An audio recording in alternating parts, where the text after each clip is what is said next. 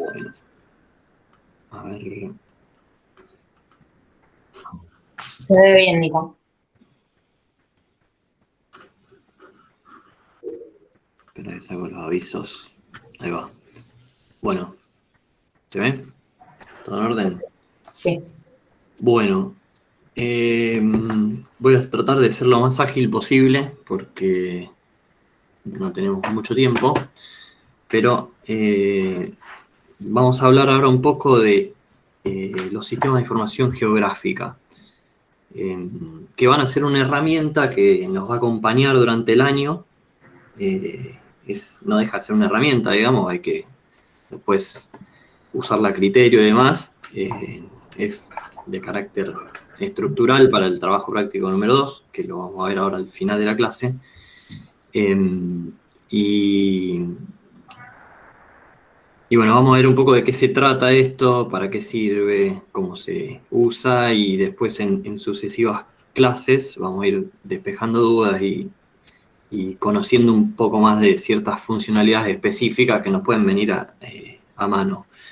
Esto puede ser útil a los efectos del análisis urbano, que es lo que nos convoca en este curso, pero también hoy por hoy son herramientas o sistemas que tienen que ver con cuestiones de mercado, con cuestiones empresariales, con análisis de datos de gran escala. Digamos, no solo funcionan para lo que nos convoca en esta materia, son cosas que están muy presentes y vamos a ver un poquito más adelante a dónde lo encontramos cotidianamente. ¿Qué es un sistema de información geográfica? La primera pregunta que nos hacemos o pretendo que nos respondamos. Un sistema de información geográfica es un sistema que sirve para obtener, capturar, almacenar, manipular, analizar, gestionar, representar y hacer todo tipo de operaciones con datos espaciales o datos geográficos. ¿Qué es un dato espacial o un dato geográfico? Y acá está la cuestión medular del asunto. Un dato espacial es un dato, una información que tiene una posición conocida y esa posición conocida está muy precisamente relacionada a la superficie de la Tierra. Es decir, que sabemos exactamente a dónde corresponde ese dato. En otras palabras, es un sistema que nos permite trabajar con información que está relacionada a la superficie de la Tierra. Trabajar lo resume un poco todas esas operaciones que mencioné cuando arrancaba. Hay una definición interesante, y acá me valgo de cómo lo define la empresa que hizo madurar y que masificó el uso de los sistemas de información geográfica, que ahora vamos a ver que hay un personaje que estuvo muy involucrado en este tema, y dice que un sistema de información geográfica es un sistema empleado para describir y categorizar la Tierra. ¿Ah? Nosotros cuando hablamos de análisis urbano, de algún modo estamos hablando de estas operaciones, ¿no? De describir y categorizar, interpretar condiciones que tienen que ver con lo urbano, ¿no? En este caso en particular. Y este trabajo se realiza fundamentalmente a través de mapas. En realidad hay otro mundo de cosas, pero nosotros lo operativizamos a través de mapas. Esta es un poco la disgregación del título, digamos, que junta las tres palabras y resume un poco lo que veníamos hablando, ¿no? Que es un conjunto de elementos que funciona como un todo. La información son datos que están procesados. Esto se refiere a que un dato puede ser un número 1, por ejemplo, y si nosotros no contextuamos ese dato y no le damos un cierto sentido, ese dato no existe, no sirve para nada. Y geográfica es que hace referencia a que posee un atributo de posición, ¿no? De una posición conocida. Acá vuelvo para atrás y se puede ver que la flechita de mi mouse se ve, ¿no? Sí. Que cuando decimos sistema, estamos hablando de que involucra un montón de partes y que son los datos en sí, pero después también hay una cuestión metodológica de cómo se obtienen, cómo se interpretan, cómo se usan esos datos. Un equipamiento de hardware, por ejemplo, tenemos que tener un disco rígido o una base de datos o lo que sea para almacenarlo, unas interfaces para poder usar esto, para visualizarlo, demás. Y el componente más importante de todo siempre es los usuarios, porque van a ser los que determinen cuál es la intención instrumental de este sistema y los que van a ir decidiendo cómo armarlo y cómo determinar las distintas cuestiones para que esto cumpla la función que pretendemos que cumpla. ¿Cómo surgió este tema de los sistemas de información geográfica? En realidad esto es un camino largo que tuvo muchos personajes en el medio. Incluso algunos geodestas lo remiten a la prehistoria, donde había ciertas tribus que se indicaban a otras tribus algunas cuestiones de orientación o de posición mediante escritura muy primitiva, digamos, en las piedras y qué sé yo.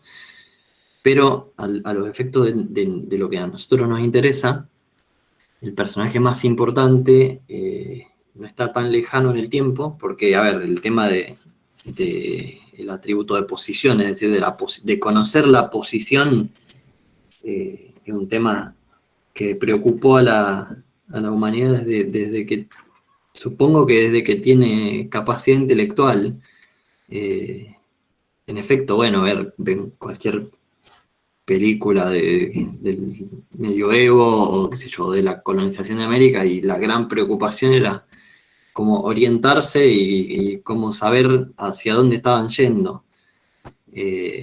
Eso en el momento actual, digamos, en la actualidad, le da, como ha sido una preocupación tan antigua, es una disciplina que tiene un nivel de maduración altísimo, y en efecto, al día de hoy tenemos una capacidad de conocimiento de la Tierra y de la posición de las cosas en la Tierra que es brutal. Estamos hablando de que los geodestas logran tener una precisión a escala universal subcentimétrica, para que se den una idea.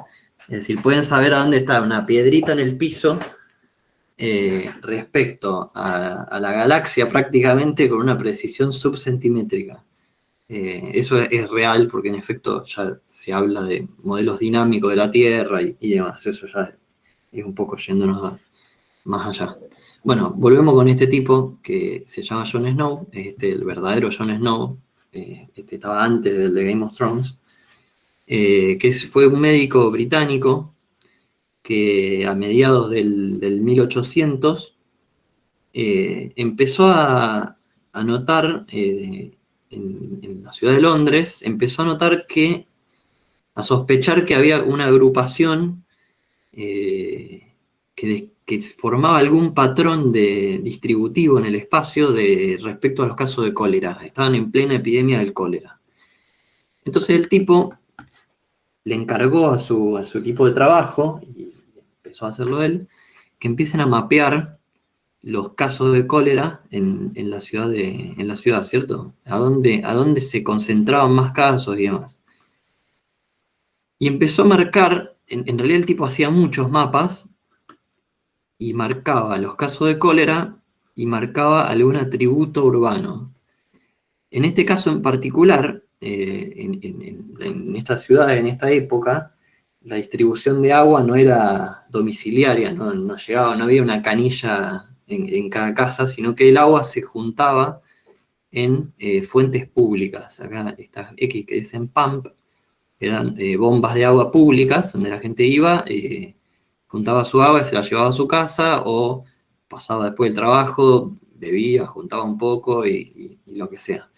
Entonces el tipo identificó que alrededor de ciertas bombas de agua, en particular esta de Broad Street, que es muy famosa, se concentraba una gran cantidad de casos de cólera. Entonces empezó a perseguir el problema atrás de ese patrón distributivo y encontró que esta bomba de agua tenía, en un momento, el agua que venía a parar acá se contaminaba con caca, con los desechos de la caca de otras personas, digamos, las aguas servidas en otro lugar. Entonces ahí detectó el modo en el que se contagiaba la enfermedad y lo primero que hicieron fue cerrar esta bomba, resolvieron el problema este de donde se contaminaba el agua, después la volvieron a ir a abrir y así empezaron a controlar la epidemia del cólera. Fue una cosa muy, muy eficaz. Y acá el personaje este demostró el valor del análisis espacial, que va a ser un poco un concepto clave en nuestro trabajo del año. Ya vamos a abundar sobre eso. Pero después hay otro personaje, ya en la década del 60, en la década de los 60 largos ya, que este tipo que se llamó Roger Tomlinson, que es un geógrafo, fue un geógrafo que se graduó en la Universidad de Oxford y que planteó las bases para los sistemas de información geográfica en su tesis doctoral. Una de las tantas tesis doctorales que han sido increíblemente útiles para el desarrollo posterior. Este tipo planteó la cuestión de computarizar la información geográfica. O sea, planteó que se podía hacer esto mismo que planteaba John, pero que si lo metíamos en un sistema informático, en ese momento los sistemas informáticos empezaban a tener protagonismo, por decirlo de alguna manera, se empezaba la capacidad computacional y de almacenamiento a crecer, si bien era muy limitada, empezaba a ser algo cada vez más vigente o con un desarrollo un desarrollo exponencial, sostenido y exponencial, que bueno, hoy estamos donde estamos. ¿Y qué pasa? Cuando termina su tesis doctoral y todo eso, y demuestra el potencial que podría tener la computarización de los sistemas de información geográfica, al personaje este lo convocan desde el gobierno de Canadá, desde el gobierno federal de Canadá, y le proponen armar un sistema de información geográfica enorme, con una cantidad de información gigante, para empezar a monitorear el impacto ambiental de las actividades de explotación de recursos naturales, particularmente de la minería. Entonces se empezaron a hacer estos mapas que ven acá, que empezaron a mapear dónde se ubicaban los recursos, cómo eran las rutas migratorias de las aves, y empezaron a monitorear un montón de variables de datos que dispusieron como indicadores de cuál era el impacto que iba teniendo o dónde producía menos impacto tener ciertas actividades de minería.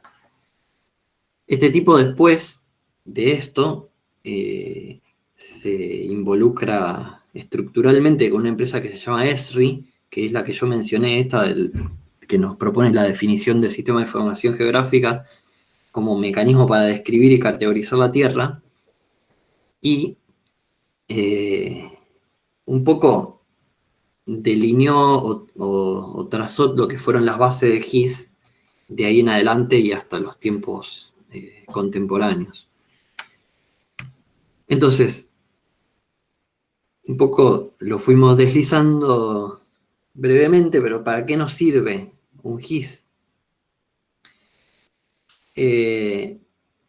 A nosotros en particular podemos decir que nos va a servir para armar mapas y para poner la información geográfica, es decir, los datos que nosotros tenemos posicionados a disposición y que con eso podamos hacer otras cosas.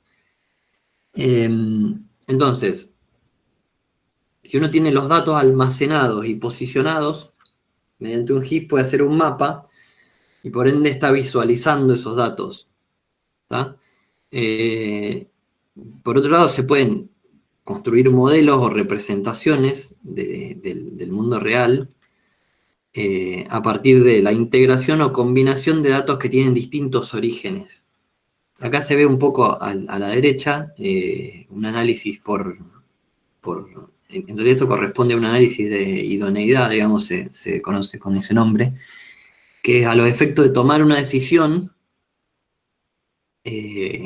podemos visualizar distintas variables asociadas a un territorio y con eso ir tratando de entender cómo se relacionan entre sí, cómo una variable puede condicionar a otra o viceversa, o cómo puede llegar a haber un patrón que relacione esas dos variables, como por ejemplo la bomba de agua y los casos de cólera. Esto es un poco la actividad de análisis espacial, ¿no? Es buscar patrones o información que tenga que ver con la posición de los fenómenos que estamos observando.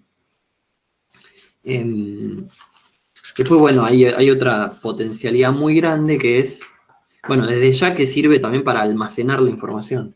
Yo decía que estos sistemas se han vuelto muy importantes para las administraciones, por ejemplo, y qué sé yo, la oficina de catastro de nuestra ciudad ya no tiene una plancheta impresa por cada parcela de la ciudad con la información y qué sé yo, sino que tiene una base de datos con los límites de esa parcela georreferenciados y con una serie de atributos de información.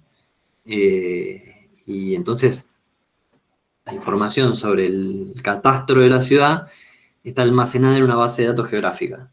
Y de esa forma sistematizan lo que es la gestión de la información referida al catastral. No existe más el plano impreso y la carpeta con cada uno de los... Probablemente exista, pero seguramente es un soporte secundario o es algo que mantienen por una cuestión de redundancia o de tener duplicado el dato, qué sé yo, por si algo sale mal. Generalmente los SIG empresariales o institucionales tienen unos mecanismos de respaldo muy consistentes, muy confiables y no hacen falta tampoco esos mecanismos analógicos, por decirlo de alguna manera. Entonces, la última potencialidad que les cuento es la posibilidad de combinar datos. Y esto entra mucho la disciplina estadística acá,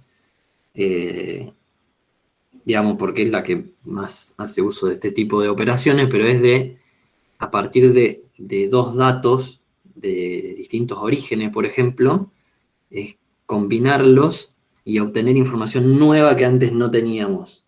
Eso ya se pone un poco más complejo tal vez, pero es una gran potencialidad, se usa muchísimo en análisis de mercado o en data science, digamos, en lo que es ciencia de datos, porque hay modelos de regresión, modelos de distribución, de clusterización, de concentración de fenómenos, por ejemplo, que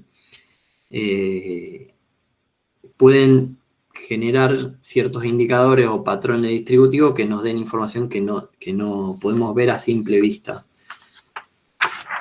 Entonces, resumiendo, ¿para qué nos sirve? Para crear mapas. Los mapas se pueden ver y ahí ya en el hecho de observar un mapa ya hay una intención de análisis siempre, hasta involuntariamente, pero a la vez esos mapas nos pueden servir para interactuar con la información, para consultar, para averiguar una cosa, para calcular un dato, lo que sea, como soporte para reunir, almacenar, consultar información de distintas presencias y naturaleza. Eso ahora más adelante lo vamos a ver. para realizar operaciones de análisis espacial y un nivel superior para crear datos a partir de otros datos, o por ejemplo también para crear aplicaciones para uso y acceso. Habrán entrado alguna vez al Infomapa de la ciudad de Rosario o a Google Maps. Google Maps es un sistema de información geográfica y esas son aplicaciones mediante las cuales los usuarios finales, o podrá haber un sistema cerrado y que tenga uso institucional, por ejemplo, accedemos a las bases de información geográfica de la municipalidad, que es la información pública, ¿no? Porque tienen también una información privada que se accede desde adentro de la gestión, que eso ya es algo efecto de planificar o de tomar decisiones.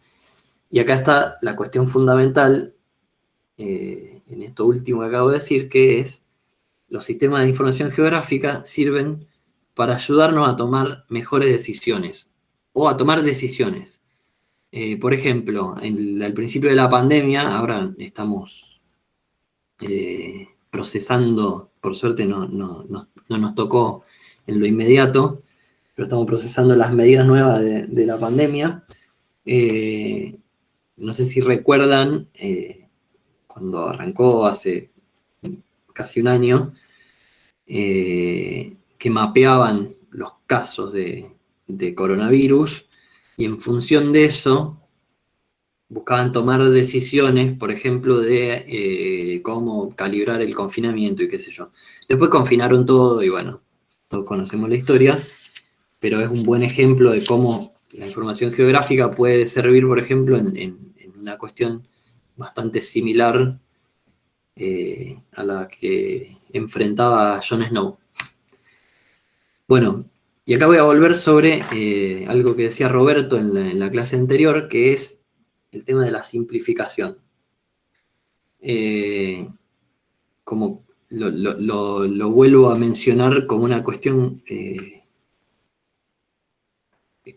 una relación así medio en el aire, pero ¿qué pasa? Nosotros si pretendemos generar datos sobre el mundo real, sí o sí vamos a tener que seleccionar o proponer un sistema de variables, unos tipos de información que vamos a necesitar, de modo de abstraer las cuestiones que nos interesan, ¿tá? O sea, un dato sobre la ciudad de Rosario, lo que sea, no deja de ser una abstracción de una realidad que es compleja y que tiene otro montón de cuestiones alrededor y qué sé yo. Entonces, nosotros, para entrar a configurar o utilizar un sistema geográfico, vamos a necesitar una estructura de datos que nos represente cuáles son nuestras cuestiones de interés, ¿cierto? Esto es un resumen de cómo se planifica una estructura de datos. Nosotros vamos a plantear unos requerimientos. Ahora voy a poner un ejemplo al respecto para que se entienda. Nosotros vamos a poner unos requerimientos. De esos requerimientos vamos a hacer un diseño conceptual que es como más o menos cuáles van a ser los datos que necesitamos. Vamos a ir a ver si tenemos datos disponibles ya al respecto. Vamos a evaluar qué capacidad de software y hardware tenemos. Esto se hace cada vez menos porque la capacidad de nuestras computadoras ya es tan grande, está tan sobrada, digamos, por decirlo de una manera poco elegante, que ya en realidad ni nos fijamos en las capacidades de software y hardware. Si tuviésemos que procesar una cantidad enorme de datos, bueno, sí, tendríamos que observar estas cuestiones. Y ahí tendríamos que con esos datos planificar y diseñar nuestra base de datos. ¿Y esto qué es? Ni más ni menos que decidir, por ejemplo, si vamos a necesitar mapear los usos, en qué unidad lo vamos a hacer, en qué unidad geométrica. Nosotros en el ejercicio lo vamos a hacer sobre las parcelas, y qué tipo de información le vamos a meter adentro para que después nos refleje, por ejemplo, cuáles son los usos de esa parcela, que es lo que nos interesa observar. Y acá voy al ejemplo que les comentaba. Supónganse que nosotros trabajamos en una fiscalía y estamos estudiando que la iluminación de las calles tiene que ver con las condiciones de seguridad y los hechos delictivos en un lugar, qué sé yo. en un determinado lugar. Entonces, ahí nos va a interesar, por ejemplo, mapear las farolas, y de esa farola vamos a querer conocer la altura que tienen, la cobertura del cono de luz y la intensidad de la lamparita, qué sé yo, y la frecuencia que tienen, qué sé yo, cuántas se agrupan cada 100 metros. En cambio, si nosotros trabajásemos en patrimonio en la municipalidad, a lo mejor nos interesa mapear las farolas porque tienen valor patrimonial. Y en ese caso necesitamos saber, qué sé yo, quién fue el diseñador, qué modelos son, qué estilo y qué color. Entonces, en ambos escenarios estamos mapeando la farola de la ciudad, pero tenemos intenciones o requerimientos que son totalmente distintos. ¿Tá? Entonces ahí vamos con cómo se tendría que armar el modelo de datos. Es un poco también para optimizar el flujo de trabajo. En la fiscalía no tendría sentido ponerse a mapear el color y el estilo y qué sé yo de cada farola, porque nos llevaría un montón de trabajo y sería información que no nos serviría para nada.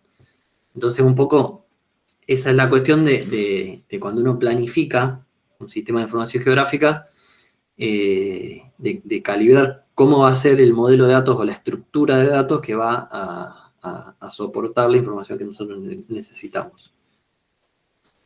Y entonces, ¿qué tipos de datos se usan en los sistemas de información geográfica? Bueno, se pueden usar un montón de tipos de datos. Los dos universos de información más grandes son los datos de tipo raster. Los datos de tipo raster son imágenes, es decir, son mapas de bits. Son mapas de bits, o sea, imágenes JPG, TIFF, PNG, lo que sea. Es decir, una matriz de píxeles, un mapa de bits, que en cada uno de esos píxeles tiene una información, que puede ser, por ejemplo, la elevación, puede ser que el color que tengan sea indicativo de un tipo de superficie. Esto es muy común, las imágenes satelitales postprocesadas tienen, por ejemplo, según los tonos de verde, indican cierta cantidad de presencia de arbolado, o pintan generalmente de azul los cursos de agua, y el grado de ese azul indica a lo mejor la profundidad o algún otro atributo. O, por ejemplo, los mapas del INTA, del Instituto Nacional de Tecnología Agropecuaria, identifican con distintos colores los tipos de cultivo. ¿Está? Entonces eso sería una imagen que en la manifestación gráfica de cada píxel indica algún tipo de dato. ¿Qué ventajas tienen los raster? Que generalmente son fáciles de entender, porque es como una manta que tiene una información bastante explícita y con una codificación relativamente sencilla. La velocidad de procesamiento suele ser sencilla, depende un poco de la resolución y de la cantidad del tamaño que tenga, que son muy fáciles de acceder. No necesariamente hay que abrirlas en un GIS, muchas veces, en una interfaz GIS, muchas veces se pueden abrir con un programa cualquiera. Y que hay algunas operaciones que solo son factibles de realizar en formato raster. ¿Cuáles son las desventajas? Que dependiendo mucho de la resolución, la apariencia o la calidad gráfica es mala. Muchas veces tienen mala precisión, tienen una precisión que está muy por debajo de los otros tipos de datos, que son los vectoriales. Por ejemplo, los modelos de elevación del Instituto Geográfico Nacional, que vendrían a ser lo que hoy suplantan las cartas topográficas, tienen una precisión de 5 metros por 5 metros, como es la precisión máxima que se alcanza. O sea que por abajo de esa precisión ya no tenemos información, tenemos que traspolarla de la información que tenemos a esa escala. Y que generalmente consumen muchísimo espacio. La información raster suele ser muy pesada. El otro tipo de dato es el vectorial. A ver, como acá dijimos que en el raster tenemos los píxeles y cada píxel ya tiene embebida la información, ¿tá? No hay una base de datos en los raster, sino que la información está en la misma imagen. Por otro lado están los datos vectoriales. Los datos vectoriales son dibujos de AutoCAD, para ponérselo en criollo. El AutoCAD son vectores que ustedes dibujan y los llenan de atributos como el color, el grosor de línea, qué sé yo. Bueno, esto es lo mismo. En GIS siempre se utilizan 3 tipos de primitivas geométricas, que son puntos, líneas y polígonos, y no se pueden mezclar entre ellos. Es decir, nosotros tenemos un archivo de información geográfica y puede contener puntos, solamente puntos. No puede contener puntos y líneas como en un dibujo de AutoCAD. Esto tiene que ver con los atributos intrínsecos de la posición geográfica, y es que los puntos tienen el dato de posición, son 2 números, una coordenada X y una coordenada Y. Eventualmente 3, una coordenada Z que indicaría la altura. Entonces, si de repente nosotros le metemos una línea, la línea tiene 4 o 6 componentes, porque tiene un origen y un destino. Una línea, supóngase que tenga 2 puntos nada más. Entonces, cuando nosotros empezamos a mezclar eso con bases de datos, índices espaciales y otro montón de información que se cruza, se vuelve imposible de procesar, porque la información no es homogénea. Entonces ustedes van a tener siempre datos de puntos, de líneas y de polígonos separados en archivos separados. Y la diferencia acá es que, a diferencia del raster que tenía la información en los mismos píxeles que te muestra, acá, para que esta sea información geográfica, la información vectorial va a tener asociada una base de datos. ¿Está? Una base de datos es, para ponerlo también en una forma muy en criollo, es una tabla de Excel, una planilla de Excel que en cada fila pone un objeto geográfico. Un objeto geográfico vendría a ser una de las farolas, por ejemplo, y que seguramente en ese caso estaría representada como un punto. Y en las columnas pone los atributos, ¿está? O sea, es decir, el color, el brillo de la farola, la extensión del cono de luz, y todo aquello que nos interese. La coordenada X, la coordenada Y y demás. ¿Cuáles son las ventajas de los datos en formato vectorial? Que es muy, muy fácil de interpretar, así como cuando mostraba Roberto los gráficos de Lynch. Uno al leer un vector ya tiene mucho más simplificado el postproceso que hace en su cabeza, por decirlo de alguna manera. Entonces la interpretación es mucho más sencilla. Uno no tiene que lidiar con todos los píxeles que están alrededor e interpretar cuál es ese, qué rol tiene ese píxel respecto a los que están alrededor. En términos de abstracción es mucho más abstracto también. Que siempre tiene buena resolución. Usted, para hacer un ejemplo, en el AutoCAD pueden hacer infinito zoom sobre una línea y nunca va a perder resolución, porque en realidad es una representación de un origen y un destino, de un vector. Entonces la resolución es siempre óptima. Que se le puede hacer un estricto control de topología, y esto es cómo es la relación entre los distintos elementos de una misma capa vectorial. Por ejemplo, cuando hay una parcela al lado de otra, en un dato vectorial podemos hacer un control estricto de que los vértices de las dos parcelas colindantes coincidan exactamente en el mismo punto. Entonces así se puede tener un control muy, muy estricto de la consistencia de esa información. Y el almacenamiento, que es mucho más liviano. almacenar información en forma vectorial es mucho más fácil. Por otro lado, las desventajas es que a veces el procesamiento es complejo. Muchas veces los tiempos de respuesta pueden llegar a ser lentos. Esto más que nada eran las computadoras más viejas, ahora es mucho más ágil. Y no mucho más, que por ahí se pueden enrollar un poco con la cuestión de las proyecciones y que en sucesivas reproyecciones la información se deforme, qué sé yo, pero eso lo vamos a ver a continuación. Acá está más o menos representado. En el dibujito de acá arriba vemos lo que sería el mundo real.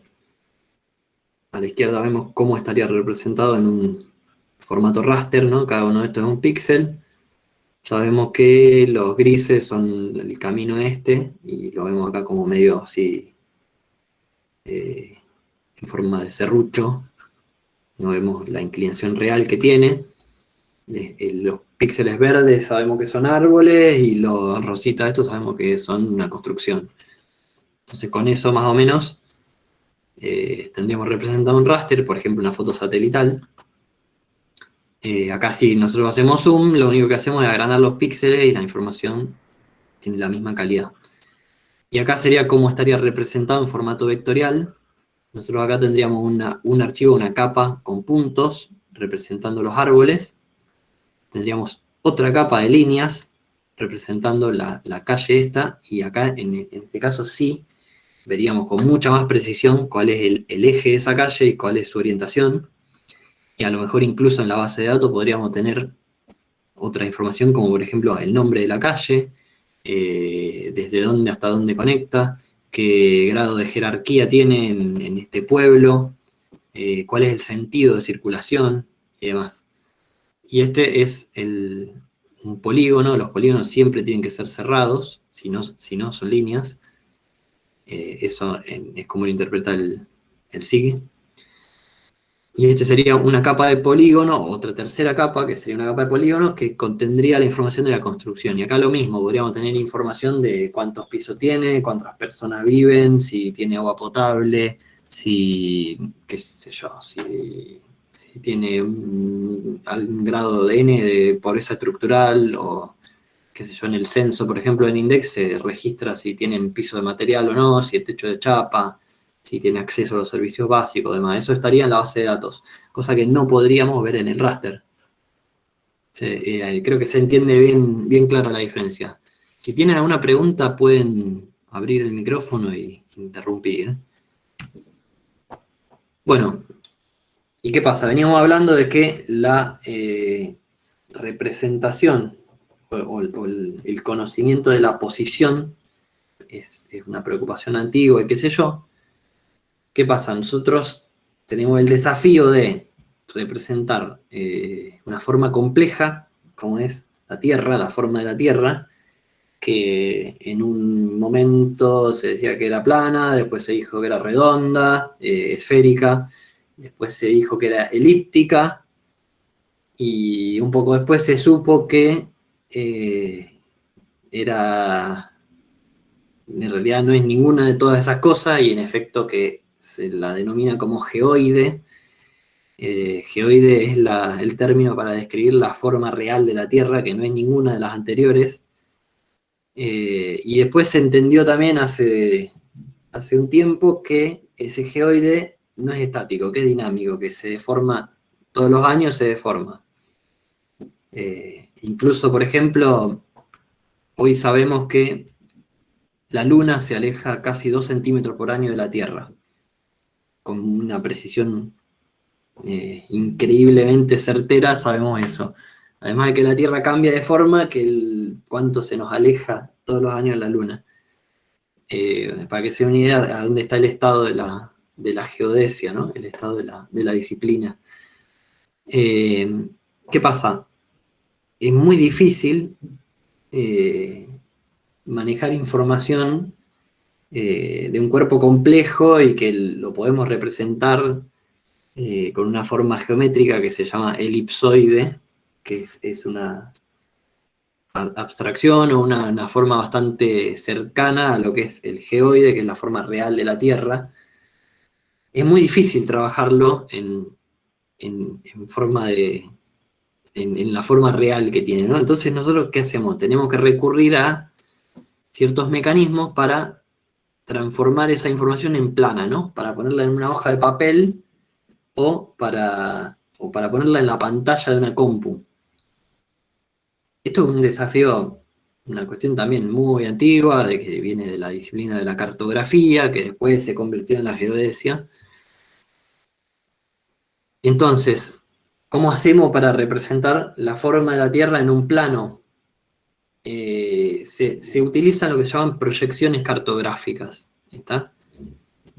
Las proyecciones cartográficas son representaciones de la Tierra que pueden ser geográficas, es decir, que representan a toda la Tierra, o pueden ser proyectadas, y eso significa que se usan para representar solamente una parte de interés.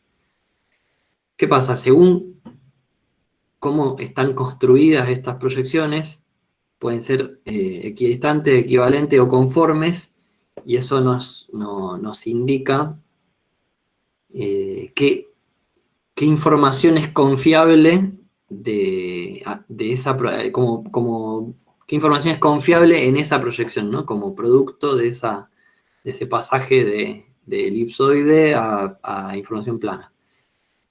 Para que se entienda un poco mejor, vamos a suponer que la esferita del medio es la Tierra. Estos son los tres grupos grandes que hay de proyecciones cartográficas, que son cilíndricas, cónicas y cenitales. Y que nosotros ponemos una lamparita en un centro teórico de la Tierra, proyectamos los rayos de luz, los dibujamos en este cilindro, y después recortamos este cilindro y lo desplegamos en una mesa, ¿está? Y eso va a ser el resultado de nuestra proyección cartográfica. ¿Qué pasa? Como podrán imaginarse, hay siempre una cantidad de deformaciones propias de estas metodologías, y acá podemos inferir, por ejemplo, que la información que está cerca del ecuador va a ser bastante buena y la calidad del gráfico va a ser bastante fiel a la realidad, digamos, pero lo que pasa en los polos va a estar bastante deformado, ¿tá? Porque el vector desde el eje de la Tierra va a ir generando una deformación en vertical. Y en efecto, en este gráfico acá lo vemos en que este cuadrado de acá en realidad tiene la misma superficie que este rectángulo y que este rectángulo. Entonces ahí se ve la deformación. ¿Qué pasa? Las proyecciones cartográficas se hacen, hay millones, y en realidad lo que se hacen es, se eligen según qué necesitamos observar. Se eligen para que en nuestro lugar de interés, en nuestro área de interés, representen lo mejor posible la información en función de cuáles son nuestros objetivos de análisis. Este es un ejemplo, este es el mismo pelado proyectado en 12 sistemas de proyección distintos, en 12 sistemas de proyección cartográfica distintos. Y ven que en todos los casos tiene un resultado distinto, pero en general, supónganse, si yo necesitase analizar la nariz del pelado, me interesaría, por ejemplo, utilizar este tipo de proyección, o si me interesara ver, qué sé yo, el cuello, las condiciones del cuello, a lo mejor me inclinaría más por una de estas, o por una que me dé una representación mejor del cuello del pelado. Este es un gráfico interesante para entender cómo es el producto de cada tipo de proyección. ¿Qué pasa? Además de los sistemas de proyección, existen los sistemas de referencia de coordenadas. ¿Qué son los sistemas de referencia de coordenadas? Son una serie de... un modo de referenciar que nos ayude a representar en un esquema bidimensional, es decir, en un plano plano, valga la redundancia, en un mapa plano, cómo trasladar esa posición en la Tierra de una forma más o menos fácil y legible. Entonces, hay dos tipos de sistemas de coordenadas.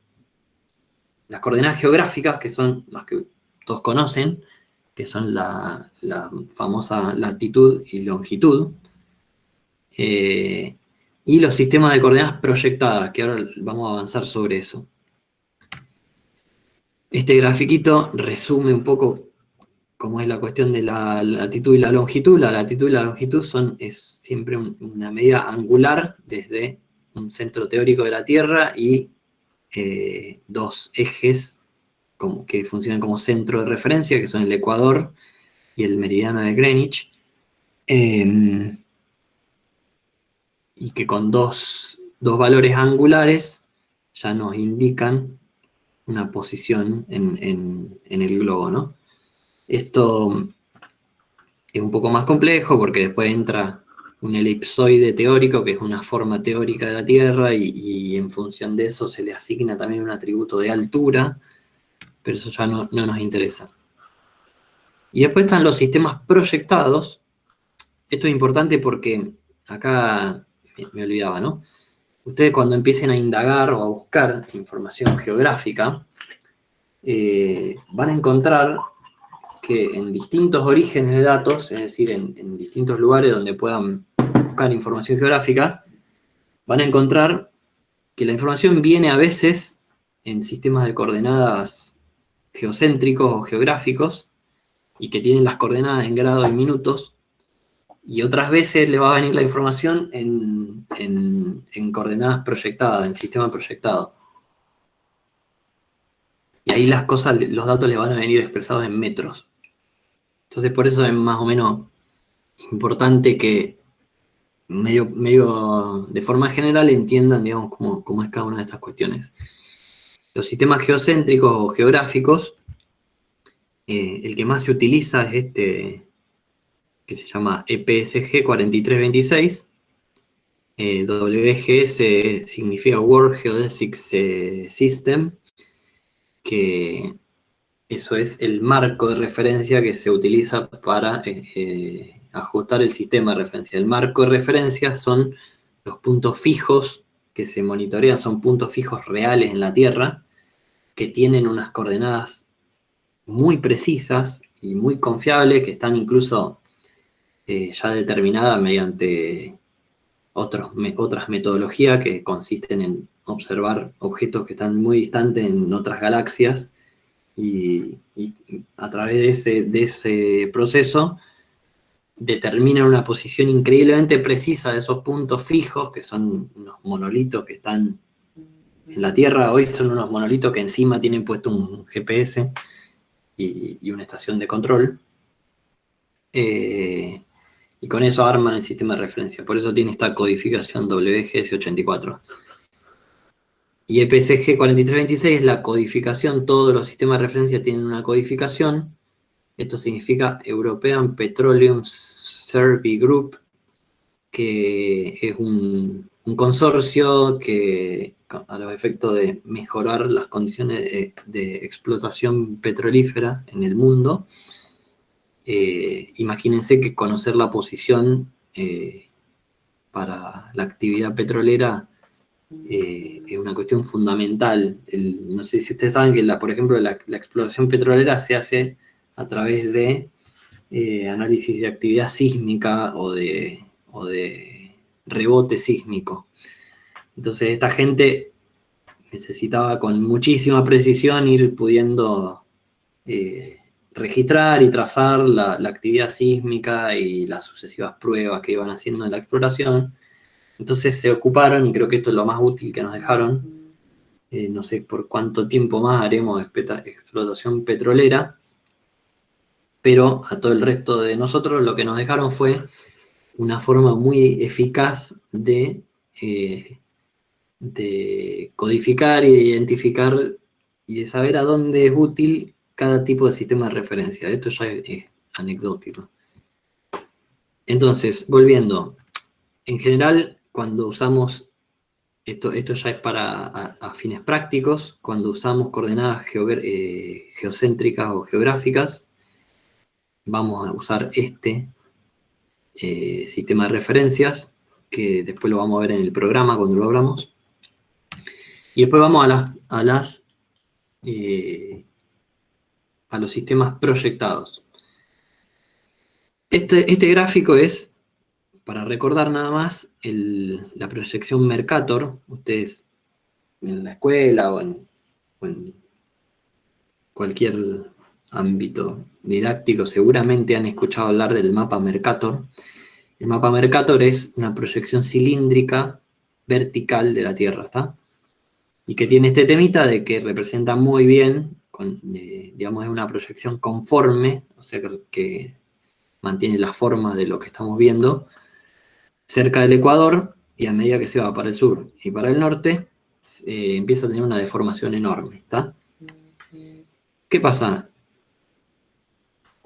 Unos personajes se dieron cuenta hace un tiempo que podían proponer una cosa que se llama Mercator transverso.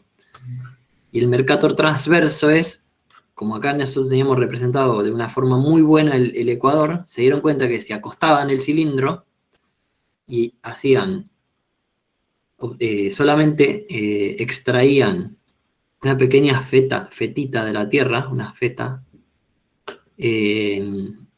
iban a tener una representación conforme, o sea, con la forma muy conservada, muy buena, solamente de ese pedacito de la Tierra. Y que como ya empezábamos a tener medios técnicos para hacerlo con cierta agilidad, podían hacer esto, ir rotando este cilindro muchas veces alrededor del eje de la Tierra y sacar feta por feta una representación muy eficaz de cada parte de la Tierra. Y así podíamos obtener una proyección muy confiable en cada uno de esos casos. Y ahí se armó lo que se llama el sistema Universal Transfer Mercator, un Mercator transverso universal, ¿está? Que es esta forma de establecer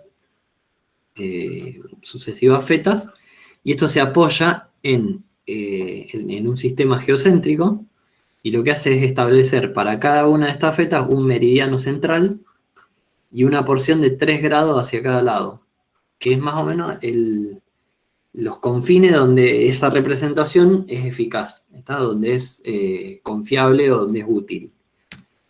Entonces se estableció este sistema de proyección en el que tenemos desde la feta número 1 hasta la 60, y tenemos desde la banda X hasta la banda H. Acá en Rosario nos corresponde, por ejemplo, la 20H. ¿Está? ¿Qué pasa? Después el Instituto Geográfico Nacional, que es un instituto muy antiguo y que tiene una actividad fantástica, incluso a nivel Latinoamérica es muy reconocido, fue de los primeros institutos geográficos de América en participar de una modelización dinámica de la Tierra, que es una modelización dinámica, es mantener y tener funcionando un marco de referencia, que son estos monolitos fijos que nosotros habíamos dicho, con una monitorización constante para alimentar el modelo dinámico global de la Tierra, que es un modelo que se construye a nivel internacional entre un montón de actores, que va monitoreando cómo se cambia la Tierra, por ejemplo, cuánto se mueve una placa tectónica y demás. Entonces permanentemente hay que ir ajustando en tiempo real. En efecto, pasa en tiempo real eso. El sistema de referencia se actualiza todos los días. ¿En qué estábamos? Bueno, el Instituto Geográfico Nacional vio que el sistema UTM, el sistema este transverso Mercator, usaba un elipsoide de referencia, es decir, una forma teórica de la Tierra de referencia que no era la más conveniente para nuestro país. Entonces, lo que hicieron fue establecer otro sistema oficial, que es el Gauss-Krüger, que es lo mismo, pero usa otro modelo teórico de la Tierra de referencia, ¿está? Para convertir los puntos observados en coordenadas planas. Lo importante de acá es comentar que en los sistemas proyectados nosotros tenemos fajas.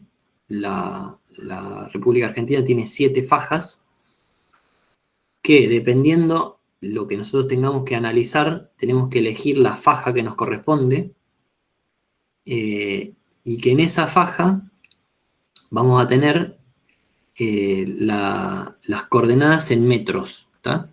Que es importantísimo esto porque habíamos dicho, en las coordenadas, en los sistemas geocéntricos o geográficos vienen en grados y minutos, y acá tenemos las coordenadas en metros, ¿está? Y esos metros se relacionan a el meridiano y el paralelo de referencia, ¿no? En cada caso. En realidad el meridiano, y lo que vemos acá, esta numeración, son los números de las cartas topográficas, ¿no? Ellos, por una cuestión de sistematizar la información, disponen una numeración, una codificación para cada zona de interés. Acá vemos la ciudad de Rosario y vemos que nos corresponde la faja 5, ¿está? Entonces siempre es importante que nosotros trabajemos con información en faja 5. Y como veníamos diciendo, en cada una de estas fajas nosotros podemos suponer, acá dice que son conformes, entonces que se mantienen las formas. Entonces en cada una de estas fajas nosotros podemos suponer que la información que vamos a estar viendo, por ejemplo, una manzana de la ciudad, va a tener con bastante precisión la forma que realmente tiene, ¿está? O sea que en el plano vamos a ver con muchísima precisión la forma real de esa manzana, ¿está? Y esto es importantísimo porque después, si nosotros queremos entrar a hacer mediciones o lo que sea, es muy importante que lo que estemos viendo sea realmente lo que queremos ver. Y también, por ejemplo, que las mediciones las podamos hacer en metros, porque hacer mediciones en grados, minutos y segundos es complicadísimo. Incluso siempre tiene una cantidad de error mucho más alta y demás. En general, también, para cerrar este tema, que cuando nosotros trabajamos con escalas chicas, por ejemplo, la escala de una ciudad, siempre vamos a tener que ir a buscar, estemos acá o en donde sea, o en Corea, o en donde sea que estemos trabajando, vamos a tener que ir a buscar un sistema proyectado y una proyección conforme.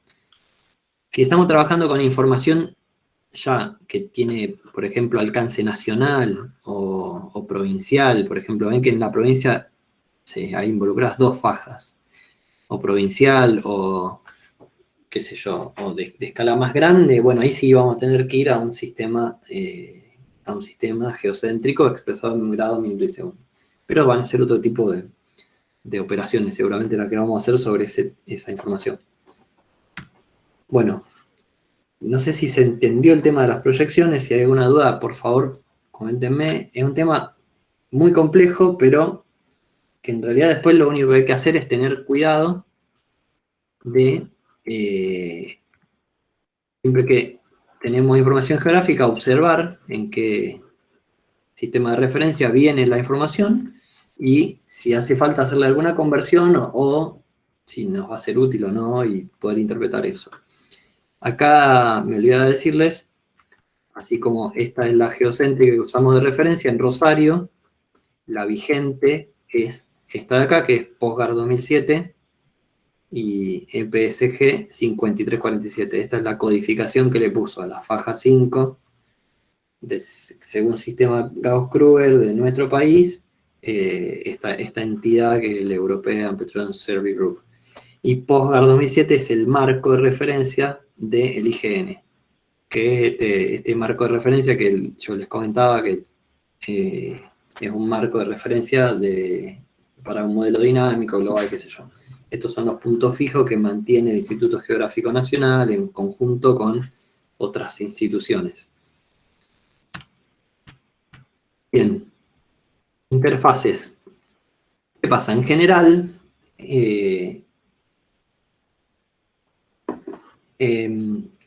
la información geográfica está se encuentra en unos formatos estandarizados, que son unos formatos de archivo que ya están muy difundidos y que son los de uso común.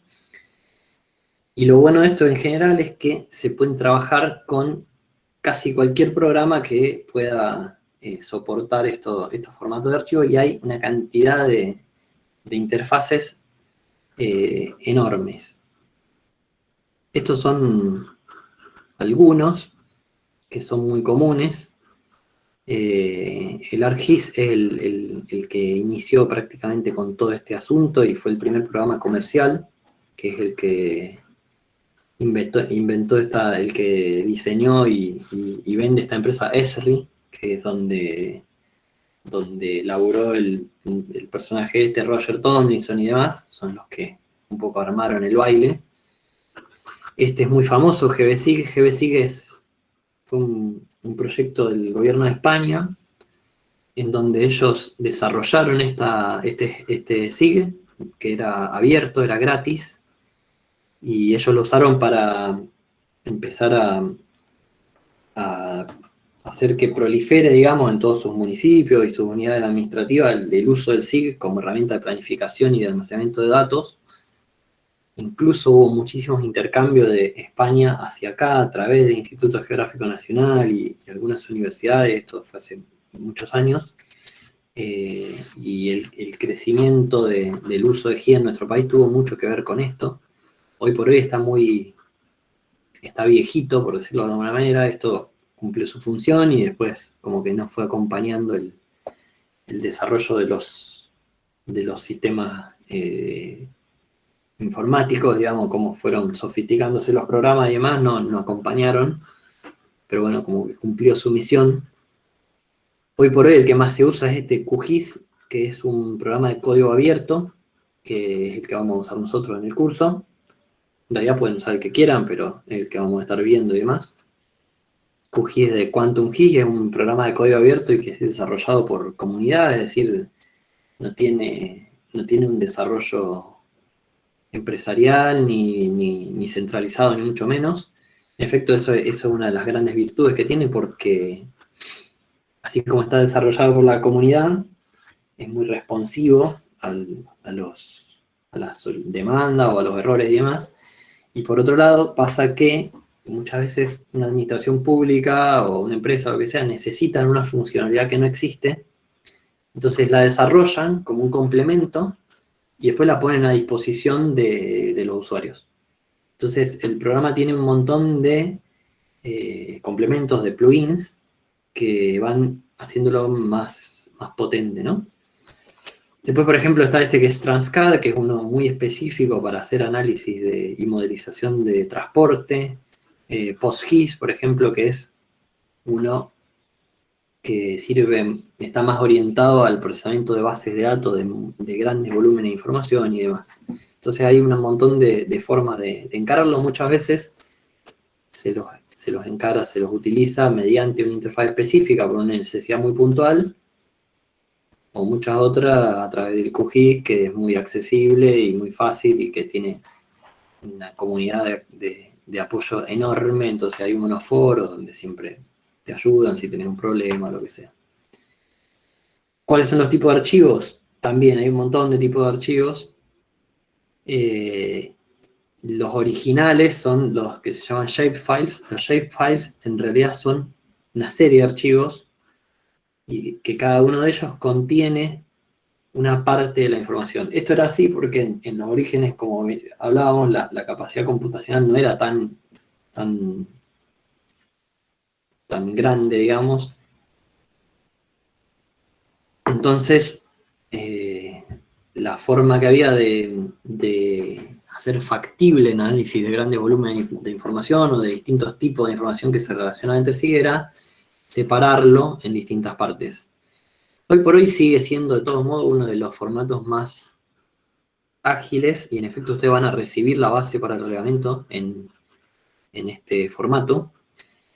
Lo importante que sepan de esto es que estos archivos están compuestos por varios archivos y que si ustedes le sacan uno de estos, la cosa se rompe, ¿no? Ustedes van a tener el archivo de extensión SHP, que es vendría a ser el DWG, el que contiene las entidades geométricas. Un archivo DBF, que es una base de datos, sería la tabla que contiene la información y los atributos de estos objetos geográficos. Un archivo SHX, que tiene un índice de objetos espaciales. Esto es muy importante para las operaciones posteriores. Un archivo PRJ, que contiene todo lo que se relaciona con el sistema de referencias de este archivo. Y a veces tienen un par de archivos más que se generan por demanda de cada GIS, que si existe, también tiene que acompañar todos los otros. Y después hay otros formatos que son empaquetados, que tienen todo esto metido adentro, como por ejemplo el KML, el Keyhole Markup Label, que es un formato que creó Google para hacer distribuir información geográfica. Este formato lo creó Esri y Roger Tomlinson también, para que se den una idea de cómo fueron fijando los estándares. KML, GeoJSON. GeoJSON es un formato nativo del lenguaje Java, que también se usa muchísimo ahora para, más que nada para web service, para servicios web y transferencia de información en sistemas web. GPX es el formato de captura de datos de los GPS, es muy limitado porque no tiene capacidad de tener bases de datos. Solamente contiene tipo de dato y coordenadas. Y después tenemos los DXF, ¿no? Que son los DWG, los dibujos vectoriales más pelados, digamos, más de tipo de AutoCAD. Vamos a poner un par de ejemplos medio rapidón, así vamos a la parte del ejercicio. Yo tengo un par de ejemplos acá que son personales. El año que viene vamos a tratar de nutrirlo un poco más. Esto, por ejemplo, es un estudio que hicimos hace unos años con ciclistas, con bicis. Lo que hicimos fue poner a una cantidad N de voluntarios, les pusimos un data logger en la bici, un aparatito que les registraba la posición, y lo que hicimos fue identificar patrones de circulación. ¿Tá? Identificar patrones de circulación en la ciudad. Ahora a las 7 de la mañana se despiertan. Es medio de madrugada. Pero bueno, ahí ven. Arrancó el día. Cada uno de los puntitos de todo el movimiento es un viaje en bici. El data logger identificaba, según los datos de GPS, cuándo la persona estaba andando en bici, respecto a si estaba moviéndose a pie o lo que sea. Aislaba ese dato y nos empezó a registrar esta información, ¿no? Generaba con un delta temporal, una distancia de tiempo predefinida, generaba un registro de la posición geográfica. Entonces, bueno, obtuvimos durante un mes más o menos datos de circulación.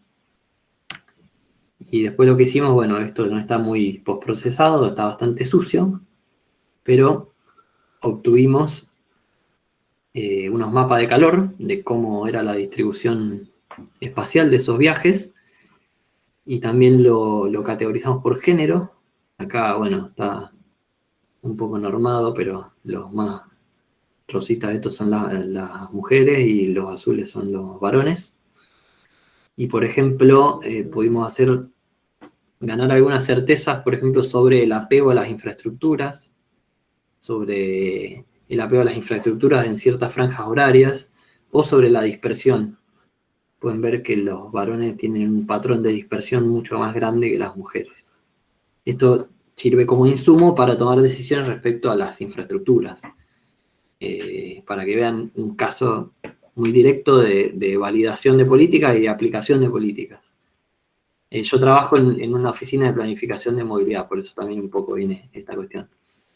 El Infomapa, como les contaba antes, es una aplicación para acceder a la base de datos geográficos de la ciudad. Este es otro de mi trabajo, que nosotros hacemos unos conteos para ver el grado de adopción y el modo de utilización de las ciclovías en la ciudad. Y acá tenemos, por ejemplo, el tamaño de los circulitos, que indica el porcentaje de participación de mujeres respecto al total de ciclistas. Ahí se puede ver un poco cómo en ciertos la calidad de periferia, la participación de mujeres va entre el 10 y el 20%, y en zonas más céntricas o más relacionadas al CUR, la participación anda entre un 30 y un 40%. Y después, bueno, con el color se representa la cantidad neta de ciclistas por hora en hora pico. Y eso indica un poco el volumen total. Lo mismo. Esto es un estudio que hicieron en Ciudad de Buenos Aires que identificaba con viajes con destino al centro de la ciudad, cuál era el modo más conveniente, o más rápido en términos de tiempo, el más conveniente de llegar, ¿no? Entonces acá identificaron esta mancha, digamos que en los verdes, la forma más ágil, más rápida es ir en bici. En estos turquesa, no sé bien qué color es, verde, otro verde, es en transporte público, y en rojo es en auto. Esto teniendo en cuenta la disponibilidad de infraestructuras, de líneas de subte, ciclovías, demás. Y este es uno que lo hice yo a modo de ejercicio hace un tiempo, y que me agarré la información sobre los pozos petroleros que publica el Ministerio de Energía de la Nación. Y ahí hay una clasificación, por ejemplo, ya viene el dato de si es convencional o no convencional. Convencional es perforación normal y los rojos son fracking. Cada pozo tiene una información de profundidad. Y ahí con eso yo hice este gráfico que tiene modelizada la profundidad real. Y este es el desplazamiento teórico del fracking, sería este lateral. Y este, bueno, es un mapa de distribución de los pozos, que es lo mismo que esto, pero acostadito. Y se puede ver cómo, qué sé yo, hay una concentración menor de los pozos de fracking que de los de convencional, que son mucho más pegaditos. Después, bueno, se podía ver también una diferencia entre la profundidad y qué sé yo. Esto era para comentarle un poco que suele haber un montón de información disponible, y un montón de veces es súper valioso, o hay información que puede ser súper útil respecto al trabajo que nosotros podamos estar encarando. Muchas veces hay información muy valiosa también, que es cuestión de ponerse a husmear e indagar, y que está ahí y nos puede ser útil. Y bueno, cuando está georreferenciada y está bien georreferenciada, ya está, es un insumo más. Se puede incluir en nuestro sistema. Bueno, no sé si quieren hacer alguna pregunta ahora, si fue claro, si no fue claro. Si no fue claro, díganme, así hacemos abundamos un poco en algo en la próxima o en la otra.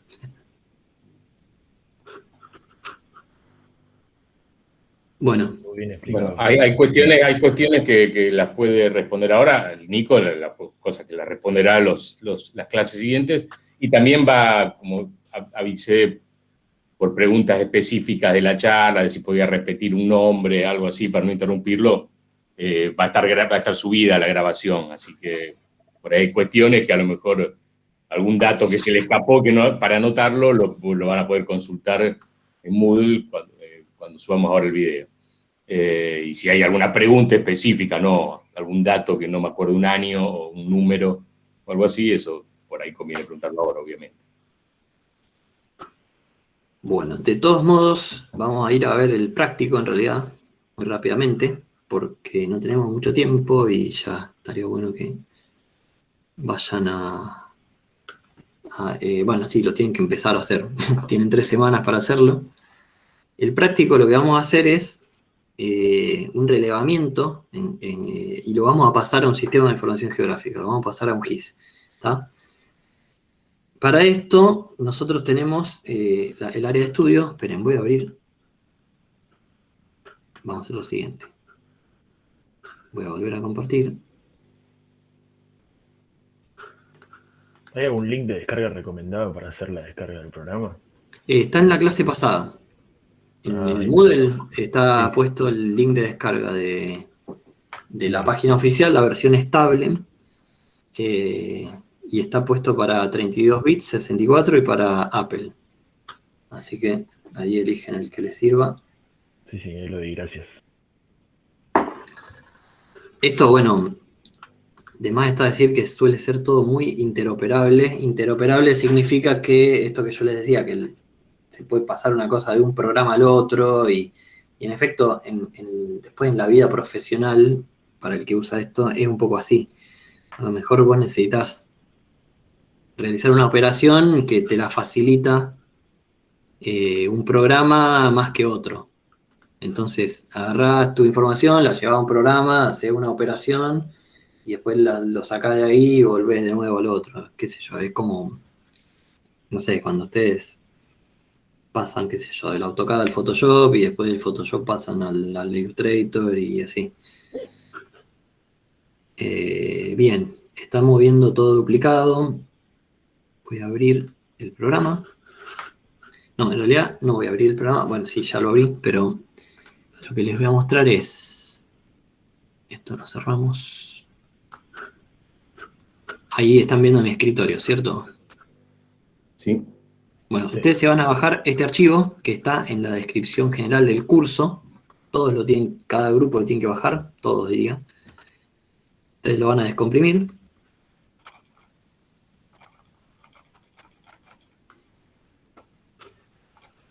Ahí está. Y van a encontrar esto. Un archivo QGZ, que es el formato de mapa del QGIS. Lo primero que tienen que saber es que el archivo de mapa del QGIS no contiene ninguna información. ¿Está? O sea, lo único que tiene este archivo es los datos de a dónde tienen que ir a buscar la información, cómo la tienen que mostrar, cómo tienen que ordenar las capas y si hay alguna visualización específica ya predefinida. Pero no tiene información. La información siempre está en los archivos shape. Esto es importantísimo que lo tengan presente.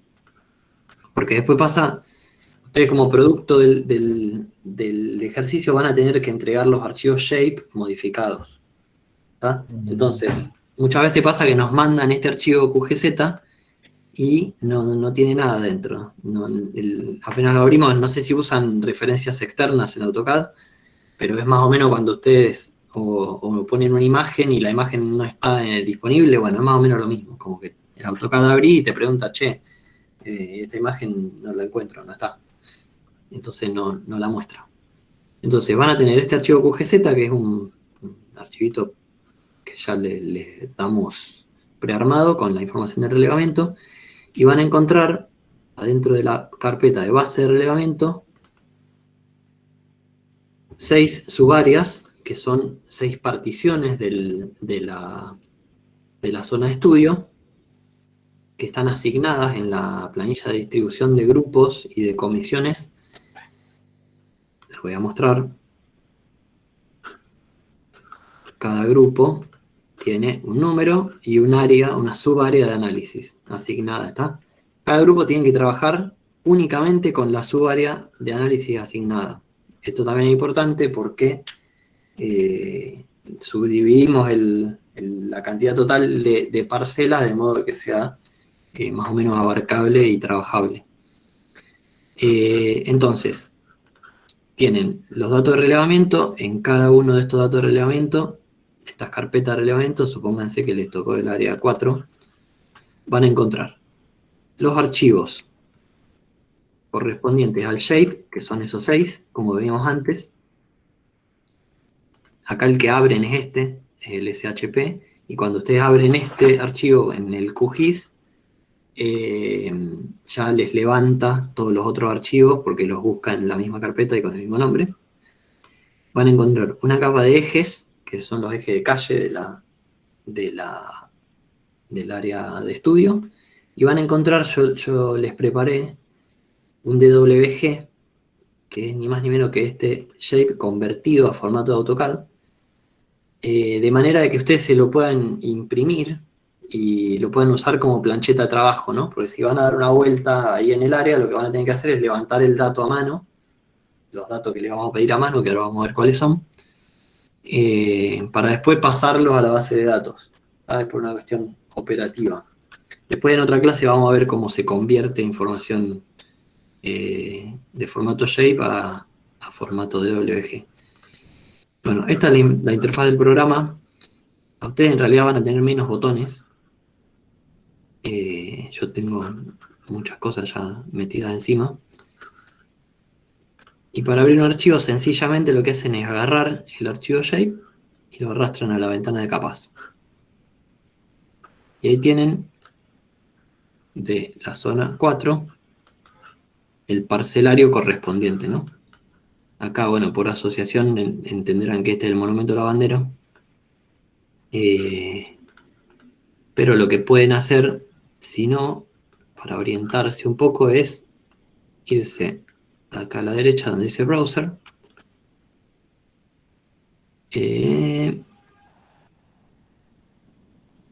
Y buscar algún mapa base, ¿no? Esto de X y Z Tiles son fotos satelitales que ustedes pueden poner de fondo. A ver, pongo OpenStreetMaps. Y ahí, como esto está georreferenciado, y OpenStreetMaps es un sistema de información geográfica también, es como un Google Maps, pero público, ahí ya me puedo orientar con mucha más facilidad. Verán que está georreferenciado, entonces cada cosa está exactamente donde tiene que estar. Esto obviamente que puede tener alguna diferencia, ¿por qué? Porque OpenStreetMaps es un sistema, un mapa que se construye con GPS domésticos, GPS que digamos, se hace voluntariamente, lo hacen personas que se registran para eso, y el parcelario está construido por la municipalidad. Entonces, seguramente tienen otros mecanismos para levantar la información y entonces puede llegar a haber una diferencia. Pero en general, vemos que cada cosa está donde tiene que estar. Y acá abajo les va a aparecer la codificación del sistema de proyección. ¿Tá? ¿Ven? Que es EPSG 5347. Y nosotros tocamos ahí, nos indica en esta parte de acá abajo, estos son todos los sistemas de referencia que existen, son miles. Pero lo que nos interesa saber acá es que es el sistema del marco de referencia PostGuard 2007, de la faja 5 de Argentina, y acá nos muestra a dónde este sistema de proyección es eficaz, ¿no? Y ahí nosotros comprobamos que el puntito azul, la crucecita azul, es donde nosotros tenemos posicionada nuestra vista ahora, y el cuadrado rosado es a dónde sirve este sistema de referencia. ¿Está? Entonces estamos ahí adentro, estamos bien. Ahí confirmamos que está todo bien. Y si hacemos doble clic en la capa, y vamos a las propiedades, a la información, acá nos muestra, en este cuadrito que dice CRS, nos muestra cuál es el sistema de referencia embebido, es decir, cuál es el sistema de referencia que viene adentro de este archivo shape. Ahí también lo confirmamos. ¿Qué pasa? El QGIS lo que hace es, cuando nosotros abrimos un archivo shape, toma como sistema de referencia de trabajo el sistema de referencia que viene con ese archivo. Y a partir de ahí tiene una cosa que se llama reproyección, que es un mecanismo mediante el cual nosotros, si sucesivamente le vamos tirando archivos y tienen otros sistemas de referencias, automáticamente los reproyecta, es decir, los reconvierte solo a los efectos de visualizarlo al sistema de referencia de trabajo que va a ser el del primer archivo que usamos, que en este caso es el 5347. A los efectos de visualizarlo, ¿está?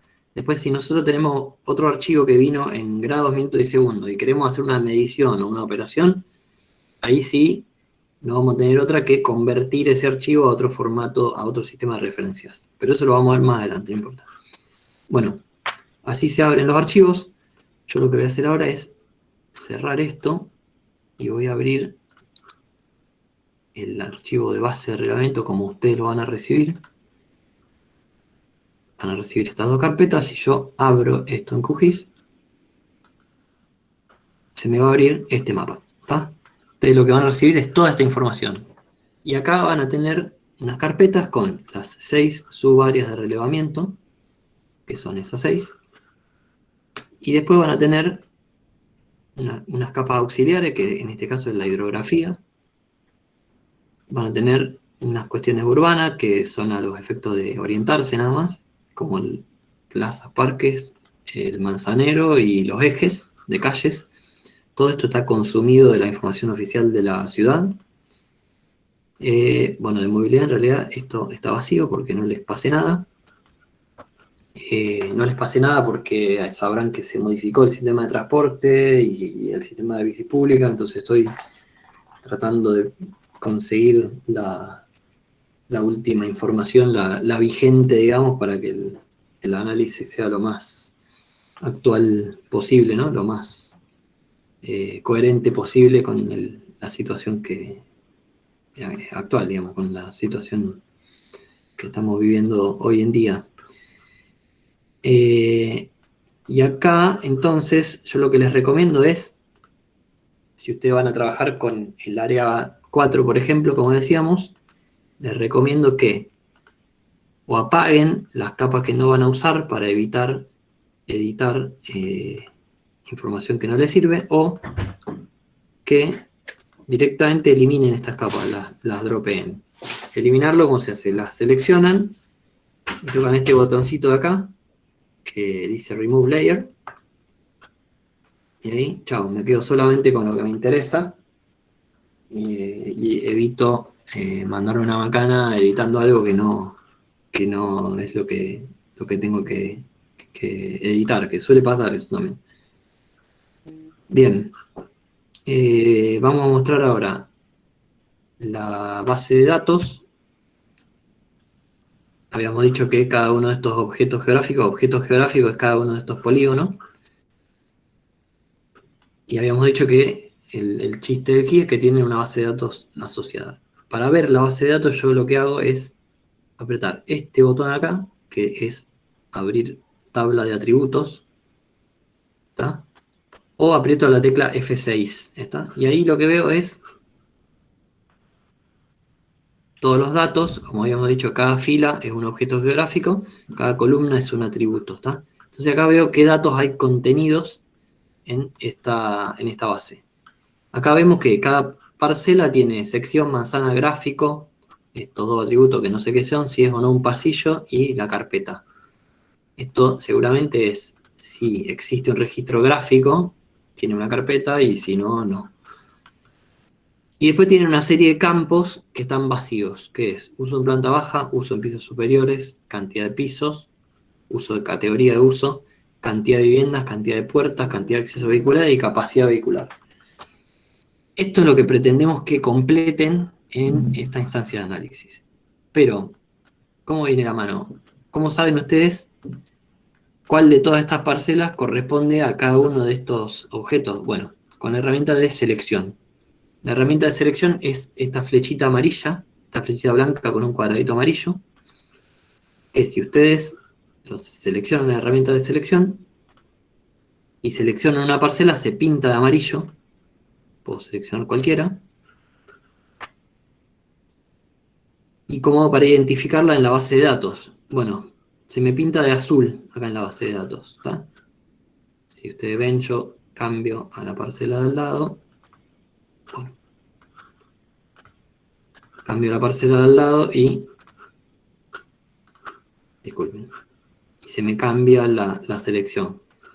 Para hacer esto más ágil, ¿qué pueden hacer? Pedirle a la vista de la base de datos que les muestre solamente lo que tienen seleccionado, ¿está? Entonces se van a este desplegable que está acá abajo y le ponen Show Selected Features. Features son objetos geográficos, le ponen que muestre solamente lo seleccionado y ahí me muestra solamente lo seleccionado. Si yo, por ejemplo, seleccionase 3 parcelas o 4 o 5, me mostraría esas parcelas en cuestión. Entonces, nosotros lo que le vamos a pedir es que para cada una de estas parcelas ustedes completen esta serie de atributos. Les voy a mostrar la guía del trabajo práctico para mostrarles cómo la van a tener que completar. Lean la guía del trabajo práctico, entonces en la clase que viene podemos evacuar dudas, la idea es que ustedes identifiquen para cada parcela una categoría de uso. Una categoría de uso significa, según esta codificación que está acá, que identifiquen si es un equipamiento sanitario, un equipamiento educativo, vivienda, residencia, si son actividades terciarias, por ejemplo, comercios, ¿está? Entonces, la idea es que ustedes en cada parcela identifiquen cuál es el uso principal que tiene esa parcela y le asignen una de estas siglas, ¿está? Entonces, la idea es que completen esa base de datos para cada parcela con cada uno de estos códigos según el uso, la categoría de uso dominante. Después, además del uso dominante, van a tener que registrar el uso en planta baja. O sea, esta primera categoría es un poco a criterio de cada uno. Supónganse, se van a encontrar con, y acá podemos entrar a discutir en un minuto, pero supónganse, se van a encontrar con el Auditorio Fundación, que en planta baja y primer piso es un equipamiento cultural, y en los pisos superiores es vivienda, tiene un edificio de vivienda, ¿está? Entonces ustedes ahí van a tener que decidir cuál es el uso dominante que le corresponde a esa parcela. Yo pondría que es un equipamiento cultural, ¿está? Después, porque tiene mucha relevancia después bueno, en un tiempo de pandemia no, pero tiene mucha relevancia en la vida urbana, es un punto de referencia, es conocido y demás. Después van a tener que registrar, ahora sí, de forma objetiva, el uso en la planta baja y el uso en los pisos superiores, suponiendo que muchas veces se da, por ejemplo, que en la planta baja hay un gimnasio o una canchita de fútbol y en los pisos superiores hay oficina o vivienda, ¿está? Y acá, además de eso, hay subcategorías que indican distintos tipos de subcategorización de esa categoría general, ¿tá? Entonces, para planta baja y pisos superiores. Después van a tener que registrar con valores numéricos la cantidad de pisos totales. Planta baja es 1, planta baja y un piso es 2 y así sucesivamente. La cantidad total de viviendas, esto es, les pedimos que estimen en cada parcela cuántas unidades de vivienda hay, ¿está? Esto, la forma más fácil que hay es contar los timbres, y si no, si están enfrente de un edificio, pueden contar los pisos, la cantidad de departamentos que observan y cuántos tiene de profundidad, por ejemplo, y asignar una cantidad de viviendas. Después, los accesos peatonales, que vendrían a ser, acá abajo tienen aclarado cada uno de estas categorías cuál es el dato que pretendemos. Los accesos peatonales son la cantidad de puertas para acceso peatonal que tiene cada parcela. Los accesos vehiculares sería la cantidad de portones o puertas para acceso vehicular. Y este va a ser el dato más difícil o más abstracto, en realidad más impreciso, no abstracto, que es si el edificio tiene cochera o tiene acceso vehicular, si pueden llegar a arrimar o a estimar qué capacidad de almacenamiento de vehículos puede llegar a tener. Esto es un dato un poco también estimativo, pero es para que nosotros después en el año podamos hacer una estimación de, por ejemplo, comparar cuántos autos caben en el espacio público y cuánta capacidad para guarda de vehículos hay en el espacio privado. Les pedimos que léanse las categorías, repasen un poco todas las categorías antes de empezar el relevamiento, porque eso les va a ayudar a conocer qué posibilidades tienen para categorizar y en efecto después para tomar una u otra decisión. Y ahora les muestro rápidamente cómo se hace para editar esto, porque estamos muy sobre la hora, les pido disculpas que se estire un poquito. ¿Cómo hacen para editarlo? Para editar y cargar el dato en cada parcela, lo que van a hacer es, en los sistemas GIS nunca se pueden modificar las cosas si no le damos un permiso para editar al programa. ¿Esto por qué? Porque como estamos interviniendo bases de datos y geometría y proyecciones y un montón de cosas a la vez, es muy factible arruinar todo, ¿está? Es muy factible o muy fácil mandarnos a una macana y que después eso sea irreversible. ¿Qué pasa? Nosotros damos permiso para editar parándonos sobre la capa de interés, sobre la capa que nos interesa, y habilitando la edición con este lapicito amarillo. ¿Tá? Entonces lo primero que tienen que hacer es, suponiendo que ustedes ya tienen el reglamento hecho y tienen las planillas para pasarlas en limpio, habilitar la edición, y ahí fíjense que se les prenden todos estos botones, que después vamos a ver para qué sirven, y ven que en la selección se les pintan unas crucecitas rojas en los vértices. ¿Tá? Esto habilita la edición tanto geométrica en esta vista como en la base de datos. ¿Tá? La edición también la pueden editar la pueden conmutar desde la vista de base de datos, ya que tienen el botón del lapicito acá arriba. Esto por si no habían entrado a editar. Entonces, una vez que tienen conmutada la edición, vale decir acá que ustedes pueden deshacer y rehacer solamente dentro de la sesión de edición. ¿Tá? Si tienen prendida la edición, pueden hacer y deshacer. Y si la apagan, el programa le va a preguntar si quieren confirmar los cambios, para que ustedes estén seguros de que no se mandaron una. Y cuando confirman los cambios ya no tienen posibilidad de volver atrás. La única posibilidad de volver atrás en ese caso es si tienen respaldo de esos archivos, si tienen esos archivos copiados en otro directorio o en otra carpeta.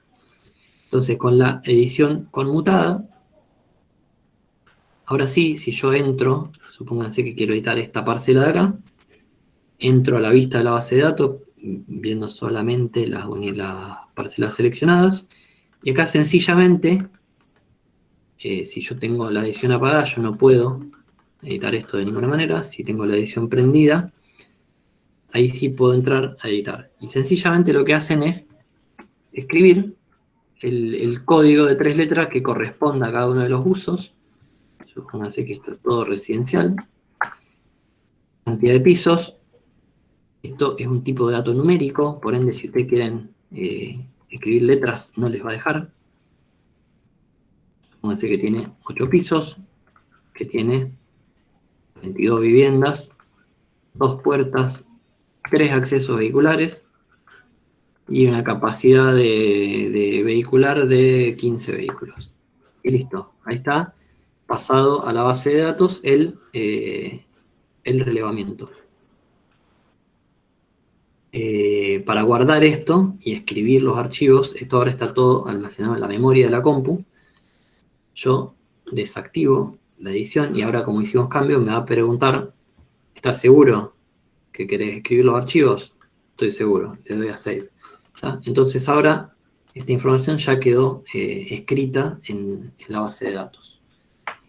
La idea es que ustedes se repartan, como verán, van a ser, dependiendo de la cantidad de participantes de cada grupo, van a ser entre 3 y 5 manzanas cada uno. No es un trabajo tan complicado.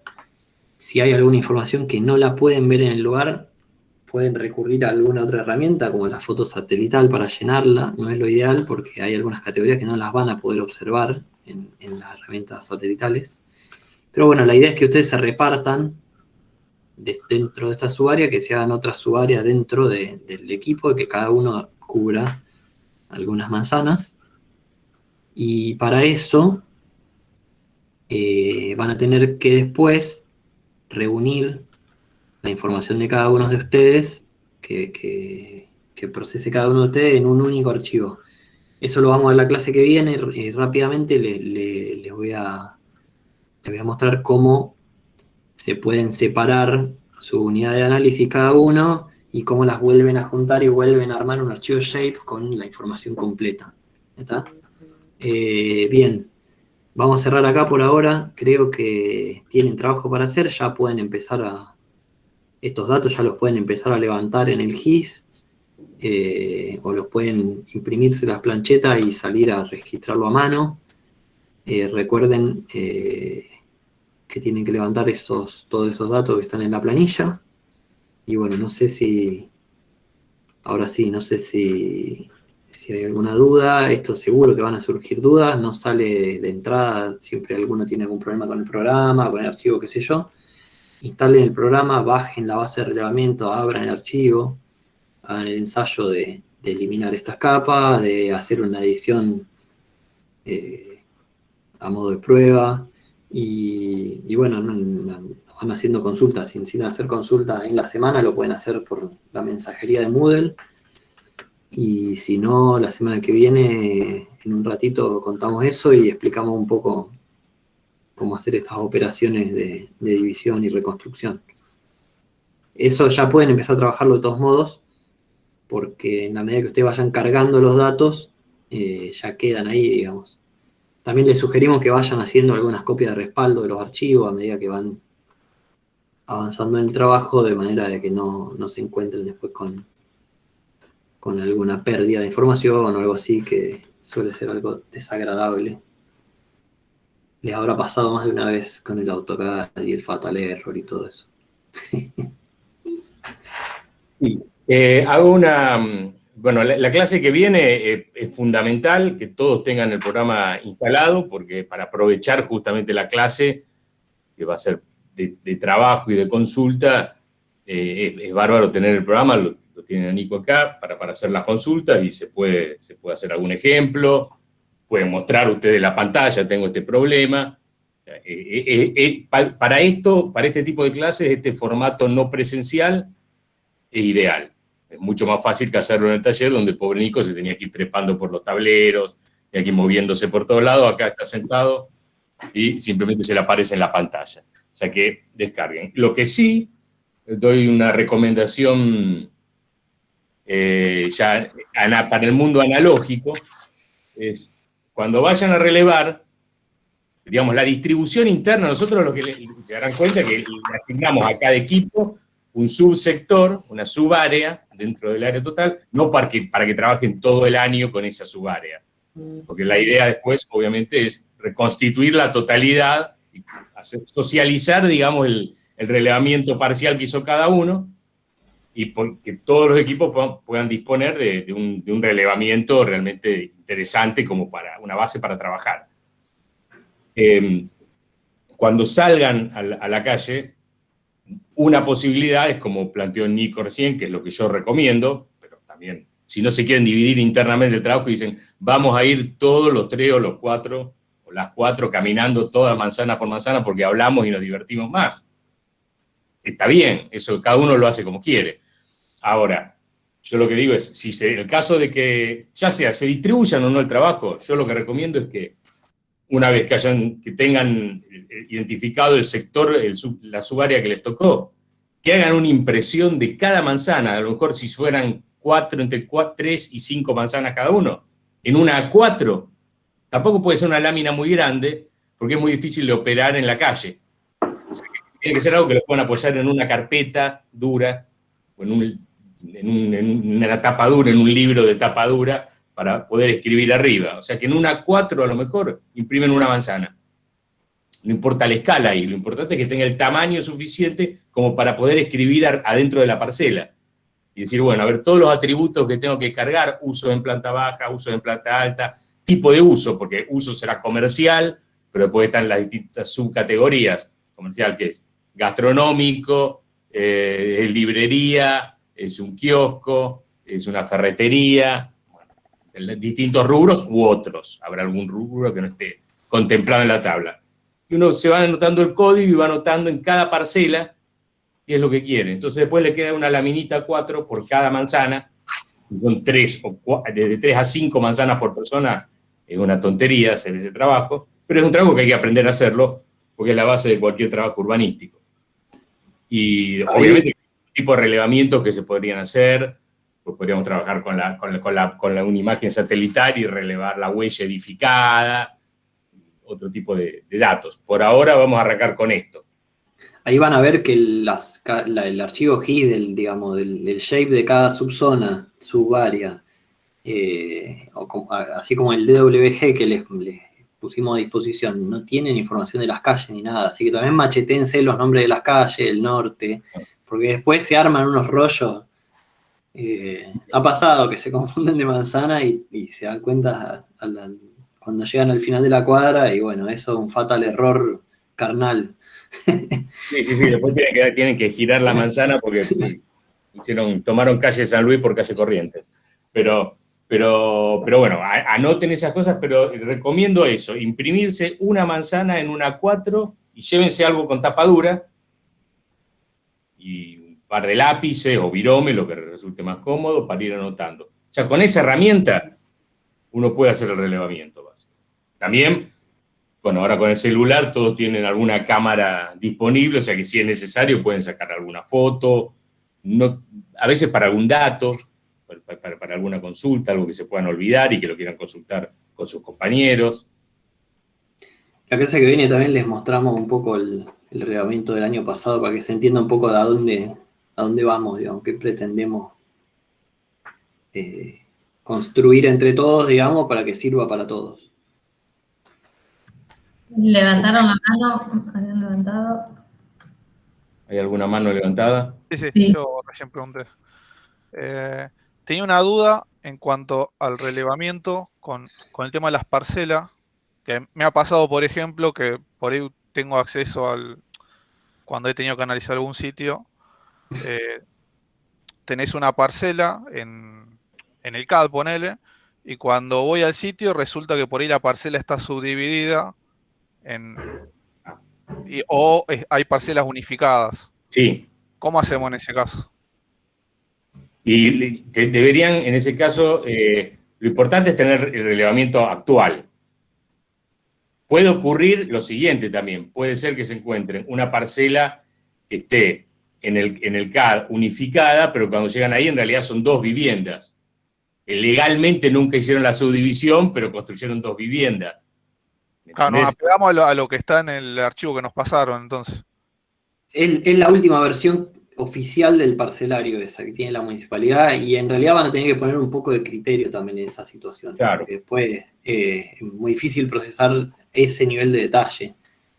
En todo caso, si ustedes encuentran, ustedes piensen que en el dato, cuando van a relevar en persona, antes de empezar a volcar los datos en el GIS, ahí pueden anotar todas estas cuestiones. Si vos encontrás una parcela que en tu base aparece como única y cuando vas ahí ves dos construcciones, bueno, anotás, dibujás una línea ahí arriba y anotás. Acá en la fracción norte hay una vivienda y en la fracción sur de esta parcela que en mi base aparece unificada hay un comercio, por ejemplo. Ahora, después habría que verificar si realmente esa subdivisión de uso o edilicia se corresponde realmente con la subdivisión en términos legales, ¿me entendés?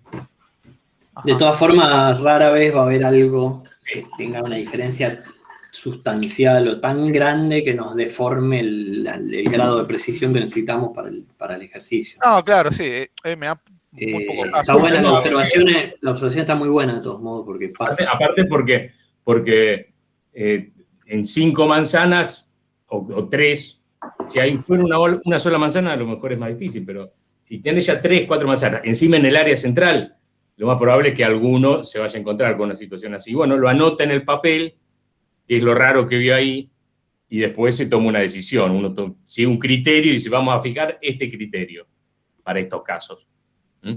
Otra cuestión, otro tip que doy, práctico, para contar cantidad de viviendas. Decíamos, bueno, Nico decía contar el portero, eso es lo más fácil. Si veo una vivienda unifamiliar, digo, bueno, es una vivienda. Si no, miro el portero, cuántos pisos tiene el edificio y cuántos departamentos hay por piso, y ahí ya más o menos tengo una idea de cuántas unidades residenciales hay en ese edificio y en esa parcela. También pasa lo mismo cuando hay viviendas de pasillo, departamentos de pasillo. Miro la puerta y miro cuántos timbres hay. Por supuesto que toda la información siempre va a tener, todo relevamiento tiene un margen de error. Es como cuando se hace un relevamiento de opinión. Hay un margen de error. A veces uno vive una casa de pasillo y hay 3 timbres y resulta que hay 2 departamentos de viviendas y hay uno donde hay un negocio, una oficina de alguien y uno lo releva como vivienda. Bueno, hay 4 viviendas y hay 3 timbres. Bueno, hay que convivir con ese margen de error, no se vuelvan locos, pero se asume que si uno va al lugar y mira y anota, ese margen, siempre son márgenes de error que son tolerables. Bueno, y está el recurso también de esto, de que cosas que no pueden observar, ir a buscar la foto satelital.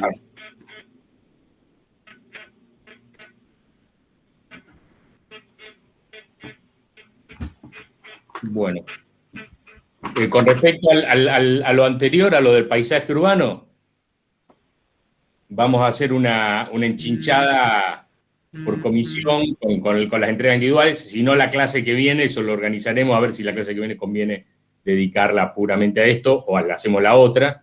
Pero le decimos que paralelamente, mientras hacen el relevamiento, total, es un trabajo que se pueden hacer paralelamente, vayan viendo la segunda instancia del otro, que es simplemente pasar en limpio de manera grupal el plano mental, es hacer un mapa mental del área, pero entre todos, de manera colaborativa. Eso ya lo pueden ir discutiendo y lo vamos consultando. Total, después se entrega.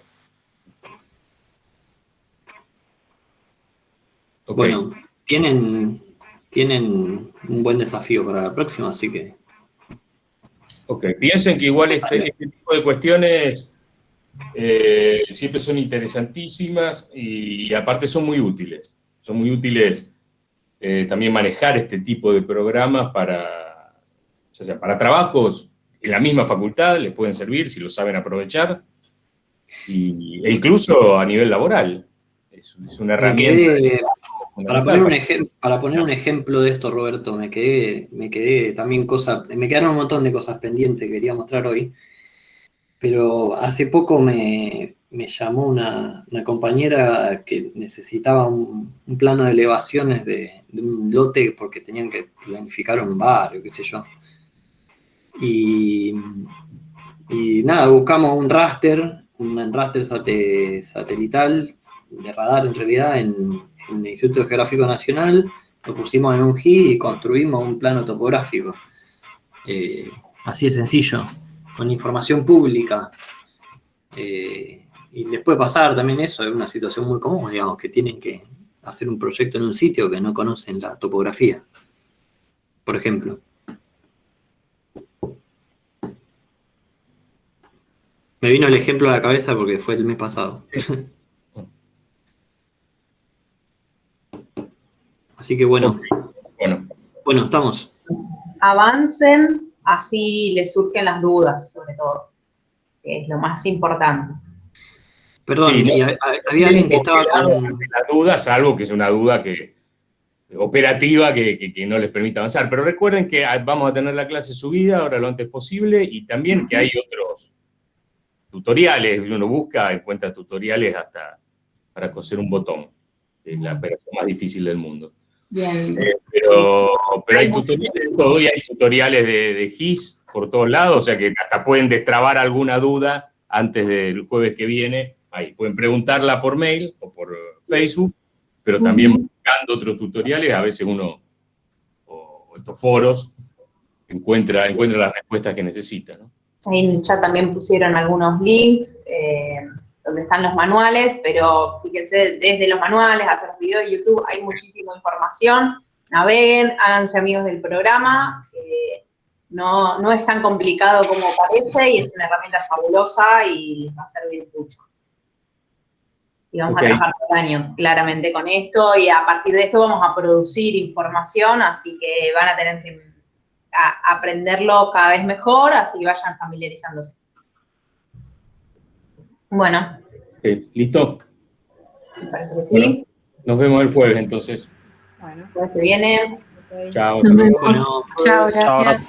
Chao, hasta el jueves. Saludos, que tengan buen día. Gracias. Ana. ¿Querés dejar de grabar, Roberto? Ah, sí. Así podemos decir barbaridades, como decimos en la clase. Tal cual.